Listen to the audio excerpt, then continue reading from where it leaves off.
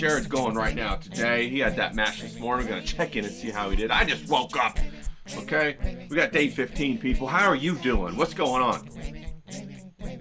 Now, did you catch that awesome interview we had with Hillbilly Harry yesterday? I tell you, that was great. You know, that's what all dads should be like. Supporting their kid, prizing their kid, just beaming with pride. I love that kind of stuff, you know. Oh, I got to turn my camera on. Hold on. There we go. So you got to be excited, people. Are you excited today? What are you excited about? Hell, it's raining outside. I always get excited when it rains here in the desert because it's so damn rare. You know what I'm saying? So I'm pumped about that. I'm excited. I'm also excited because we got to have a live today at 4 p.m. Pacific Standard Time with James. We're going to talk about what the hell's going on in England some more. You know, I don't know if you guys saw that crazy stuff that happened, but we're going to talk about it. Some crazy stuff happened over the weekend. We're all properly chuffed. I think that's how you say it in English. I don't know. I'm trying to learn all them English slang words.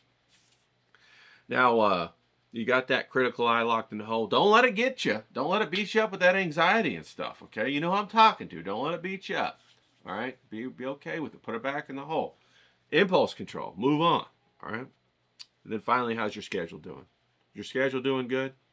Hope so. Get your schedule where you want it to be. Don't neglect your schedule because you neglect yourself. If you neglect yourself, you can't help nobody. You can't give nothing good to nobody. Okay? You might think you can, but you can't. You're running on fumes, people. You don't want to be running on fumes. You don't want to be white-knuckling it through life. That's not the right way to do it. You want to be excited, engaged, overwhelmed with abundance so that it's overflowing to other people. So that people like being around you, so you're blessing, so that you can have some gravitas. That's what we're talking about here, okay? Now, today's day 15. We're getting off in the mix, day 15, so I'm excited about that. I'm working on this little thing right here for Social Observer, a little sketch for a bigger painting. I think that's going to be pretty good. You know, some of that old world buildings. He's standing on top of the ocean right there. That's what's going on right there. Maybe call it Tartarian Memories or Dreams of a Lost Civilization, something like that. I don't know. Rebirth of reimagining. Something philosophical like that. You know how we are right around here. It's a little bit of that. I don't know what they're spraying, but they got me coughing like crazy today. Woo, it's a little bit of that surreal action going on. But that's how we're doing it. Now, for day 15, we're going to start out, we're going to do a little bit of an exercise first. So we're going to come down here to camera number 2. Okay, you're going to put me up in the corner as well. Camera number 2 over here. And what I want you all to do is I want you to take a couple deep breaths. Slow down a little bit, okay? We came in hot today. We came in hot. All kinds of stuff pushing and pulling us in our schedule today. We got undercurrents and undertones pushing us in all kinds of ways. We got to get our water still so that we can channel this creativity. Take 3 or 4 deep breaths. I might cough. You might know I might cough when I take a deep breath. All of a sudden, whatever, got this spraying going on and the chemtrails and all that. Now, I want you to think about something, okay? And I want you to think about time in your life when you got the worst gift that you've ever received. Can you think about the worst gift you ever received? Think about the worst gift you ever received. Now think about what that is. Put it in your mind, and I want you to draw it. Okay? I want you to draw it. All right? The worst gift you ever received. Okay? Can you see what? Okay, you can see. Now I want you to draw it, and it's okay. It doesn't have to be perfect. We're not going for perfect in here. We're just going for something so that you can know what it is.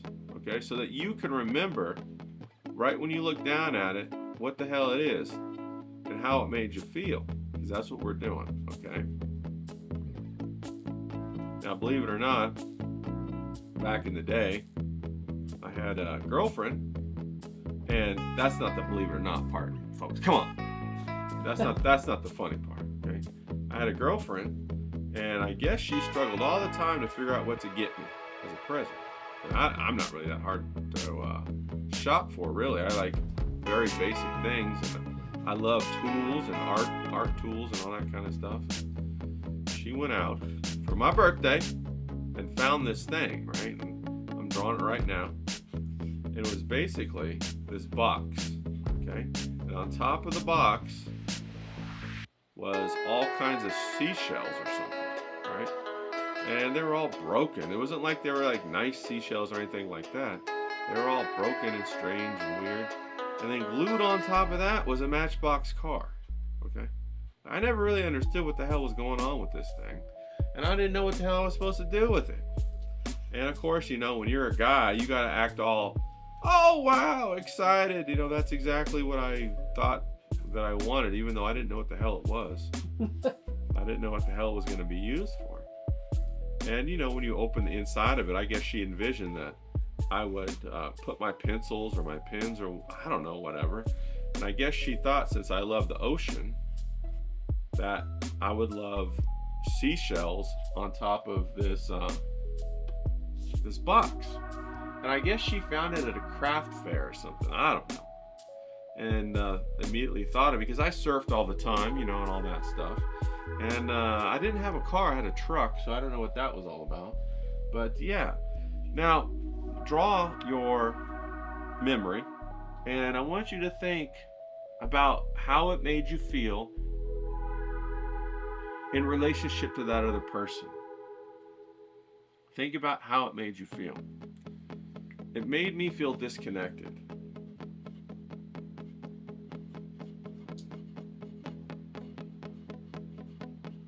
It made me feel as if she didn't know me, she didn't understand me, so maybe misunderstood.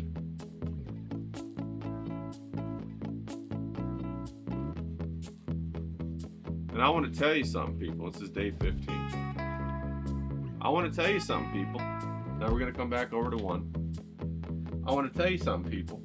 Now, if someone can't give you good gifts, beware of those people. Okay? Beware of the bad gift givers, especially if they're a close relationship to you. Okay? Beware of the bad gift givers. Those people who don't bother to figure out the nuances of who you are and give you these bizarre gifts. It's a lot like when you are filming somebody with the camera. The camera catches everything. It sees all, you know. If you're going to have a mask slip situation, or you're going to be a liar or something like that, the camera's going to catch it. If you have bad intentions towards somebody, the camera's going to catch it. If you try to fake a smile, the camera knows it's fake, you know? So gift giving is the same way. And when I was given that gift, I felt like, well, really? This is what it is? Like, this is what you think of me? And, and of course, when I give gifts, I try to tailor the gift perfectly for somebody, and give them a gift that they didn't even know that I knew that they wanted, or something that, contributed to a secret hobby, or, something that they secretly craved, or, something like that, right? You try to find a little banger, and slip it past the goalie, and you feel like, gotcha. But in a good way, right? In a good way. So anyway, I definitely felt like a disconnect, and like, oh, we're not on the same synergetic kind of level. You know what I mean? We're not there, And that wasn't a very good feeling. And, then I didn't like it at all that I had to then project how excited I was, because I didn't want to hurt her feelings, right? And so I didn't like that at all either. And especially when it's your birthday and you're supposed to be the one that's being catered to, but still, yet it's always, men usually who are catering to women and trying to be like, oh, no, I like it. I like it. I can't wait to get home and put my, my stuff, I don't know, in it. It'll be great. It's exactly what I've always thought that I've needed in my studio. Another thing to collect dust. And, also, I don't know about you, but for me, I'm a very simple type of person, but the things that I like quality. Okay? I don't like hodgepodge. I don't like, you know, if you're gonna glue something together, I don't want to see the glue, right? I don't want to see the glue coming out of the rocks or under the car. It has to be, you know, put together in a nice way so that the presentation is nice, and I don't see any of that bubble glue or the crap or anything, and there's no dust on it, you know, and it if it's gonna have a you know, an aged patina, it should be intentional, right? And so I'm very, you know, careful with all of that, especially if I buy any kind of goods or anything like that. I'm very specific with it, right? And so that was probably one of the worst gifts that I've ever gotten. I've gotten other terrible gifts too, but this one comes to mind. Okay, so I want you to grab yours. Now grab the other 14 cards that you have. I'm gonna quickly grab mine real quick off of my my wall right here. So go grab yours. Okay, we're gonna have a little talk, a little chit chat. Okay.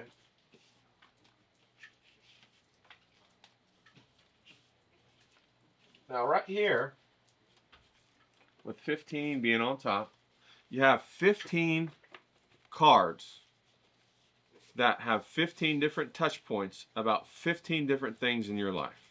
Okay? So I got them all right here. You got yours? Get yours. Okay? Now, we've been writing little tiny vignettes of our memories. And for one of your exercise, I want you to take 2 or 3 of the cards. Grab 2 or 3 of the cards. And we'll go ahead and grab the best gift that I was ever given.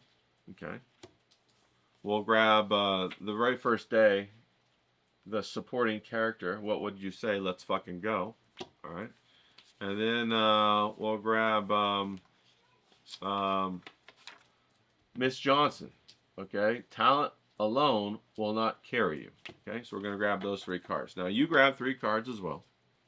And what I want you to do is I want you to take those 3 cards and I want you to conceptualize a short story, a paragraph, 2 paragraphs at the most, based upon the elements that are in your cards. Okay?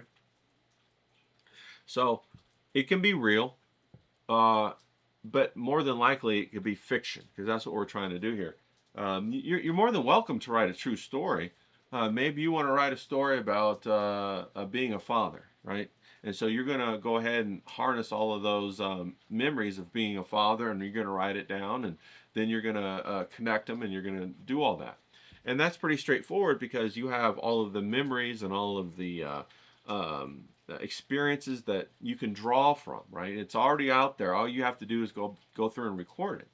Well, it's really the same idea when we're going to write fiction, except we have an imagination, and we utilize that imagination to project what would have happened. You know, we're going to create like experiences that are imagined. You know, they're not real, but we're going to use realistic context, these 3 cards, to make them real.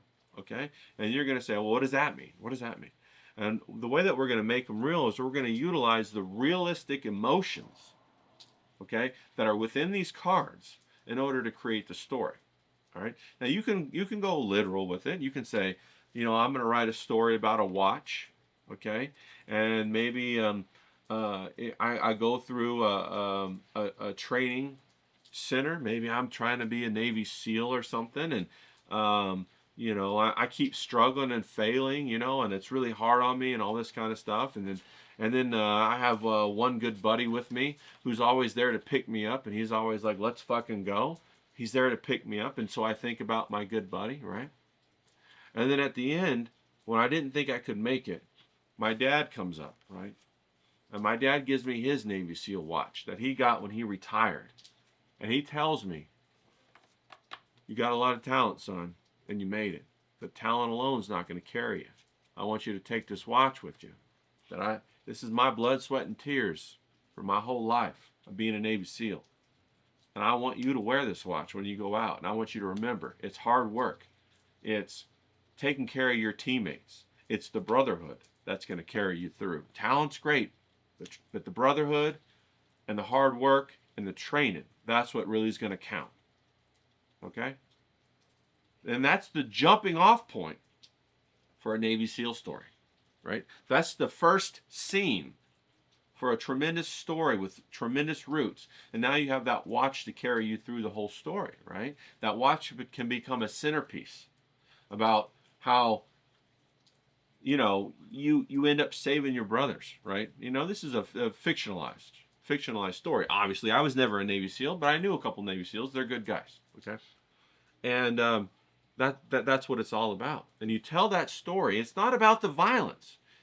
Sure, there's violence involved, but it's about your three cards, these three sentiments in the card. It's about the watch that's the centerpiece, okay? It's about the fact that the watch was connected to your father, right? Who guided you with his hand his whole life, and now he passed the mantle of masculinity and manhood down to you, right? And it's about your fellow brother out there, who you're watching his back and he's watching your back, right?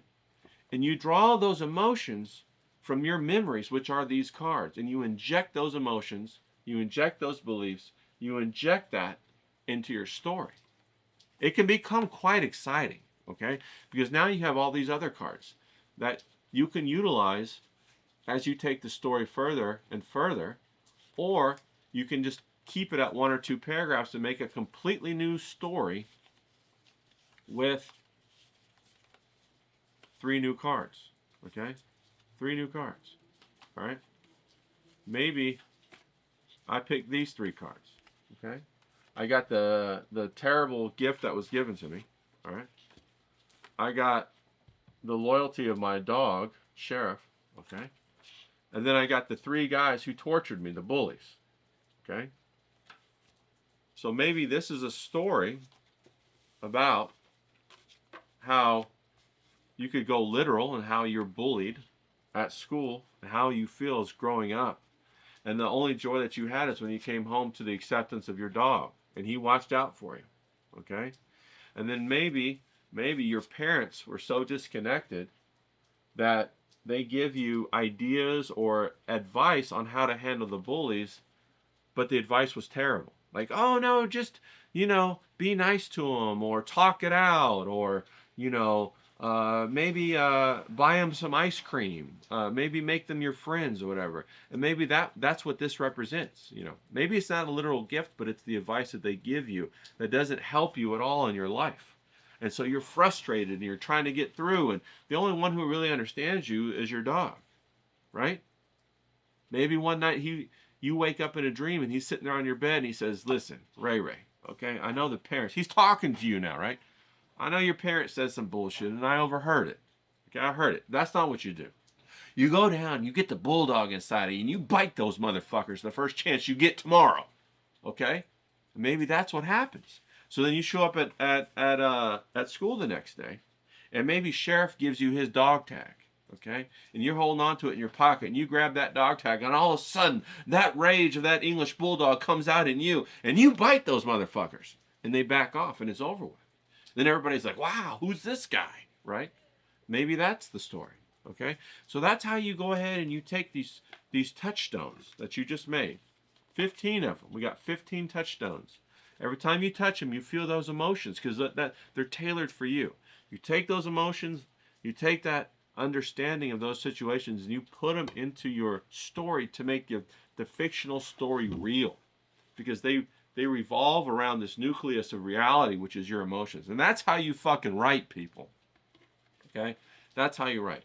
So that's what I want you to do. I want you to go home or go to work or whatever you're doing today, and I want you to do that. Okay? I want you to write 1 or 2 paragraphs, take 3 of your cards, and make up a story with them. It can be the real story. You can use the real box. You can use real Miss Johnson, or you can use the box to represent something else. You know, like I used it to represent bad advice, okay? Or it could represent, like, you know, you didn't get something that you wanted, or, you know, whatever it was that made you feel disconnected or misunderstood. There's a lot of things out there that do that, okay? And so we're going to go ahead and we're going to harvest those memories. We're going to harvest those emotions as the gold, and we're going to apply it in our fictionalized story, Or it can be realistic. It can be nonfiction if you want. You can, if you really did get bullied, you can tell that story, okay? And that'll be easier. It's an easier step than jumping right into your imagination. But if you're excited about the imagination, jump into it, man. Get after it, okay? Jump into it. When you're writing, if you have to, I'm going to tell you a couple things, okay? I'm going to tell you a couple things. These are things to watch out for, okay? When you're writing, if you have to explain it to somebody, then you didn't write. You projected. Don't want to project, okay? You don't have to explain excitement to somebody. They're excited, okay? You don't have to explain going to Disneyland to children. You just say, Disneyland! And they're like, ah! You know? You don't have to explain going to a party, you know, going to the best party. Or you don't have to explain going to the best steakhouse. You don't have to explain going to see the best movie or the, you know, if you got a favorite band, like a classic rock band, and you're going to go see the Eagles, and you don't have to explain that. You see what I mean? Those emotions are automatic. They're authentic. They're genuine. That's what you're trying to achieve through your writing. If I have to tell you, yeah, but you don't understand the nuance of this and that, blah, blah, blah, I'm going to say, yeah. No, you don't. It's not good writing. Okay? You don't have to explain how good something tastes for someone to taste it. If I hand you chocolate, I don't have to say, now this chocolate was made like this and from here and there, and I'm sitting there eating it. I'm like, this tastes like shit. You know what I mean? Or if I get a donut and I just take a bite and it tastes heavenly, I know this guy's a master. I don't have to have him get out his, resume and show me where he's worked, and he's got a Michelin star, and he studied in France, and the pastry chef, and I taste it in the work. And if you don't taste it in the work, it's not worth it. So that's what we're gonna do with our stories, okay? You should feel pumped right now, excited, because all of this is the fuel for your story. Okay, we're going to continue to make them until the 30th day to help you. All right, now we're getting closer. This is day 15 to doing this writing challenge. Okay, I'm going to give you a couple of days to get the hang of this. All right, and then we're going to open it up during the last week to do the writing challenge. Okay, and so you're going to write something, and if you want to participate, come join our Discord and throw it up there, and we're going to have a little bit of competition. Okay, we're going to have prizes, first, second, and third. All right, now if there's only one person that participates, they win first place. So if that's Professor Grass, bro, you're in. You're a shoo-in.